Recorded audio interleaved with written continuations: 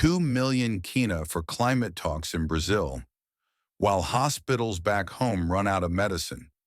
Is this leadership or luxury? Every kina counts, but when the nation's heartbeats are fading in hospital beds and leaders are boarding planes, the people start asking questions.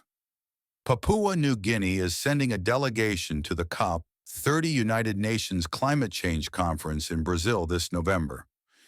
Prime Minister James Marape will lead the team, joined by Minister for Environment and Climate Change Simon Kalepa, Forest Minister Salio Waipo, and other government officials. The government will cover 20% of the estimated 2 million kina cost, while development partners will fund the remaining 80%.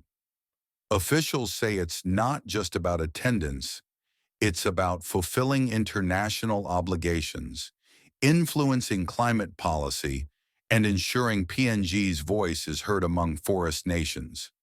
But the public isn't buying it. Online backlash has exploded, with citizens demanding accountability. People are asking, what has PNG implemented from previous COP meetings? Who are these development partners covering the rest of the cost? How many people are actually going? And why travel when hospitals lack medicine and power cuts disrupt lives daily?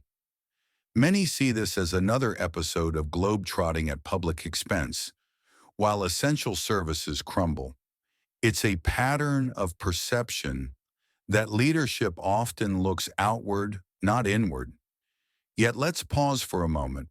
These questions, though critical, reflect something deeper. A nation crying for transformation, not excuses. The frustration isn't just about a flight to Brazil. It's about wanting leaders to feel the struggle at home before representing the nation abroad. What would happen if the same 2 million kina were used to power rural clinics, restock medicine, or train youth in sustainable farming? Would the impact be more visible and more meaningful? Do international conferences truly change policy, or do they simply change destinations? And most importantly, how can we, as citizens, turn frustration into constructive dialogue that drives real accountability? At Kepcha Motivation, we're not here to bash. We're here to build.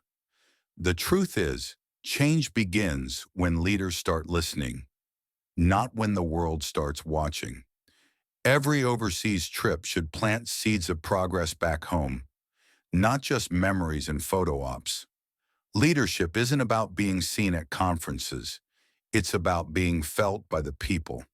If PNG's presence at COP30 truly shapes laws, policies, and actions that heal our land and uplift our people, then every kina is worth it.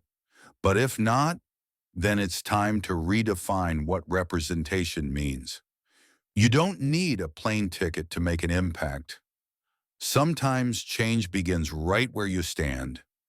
Every voice that speaks up for accountability is part of a movement for progress. And every act of integrity, no matter how small, builds the nation we dream of. Let's move from complaining to creating, from doubt to determination, and from anger to action. Papua New Guinea's strength has never been in its politicians. It's in its people.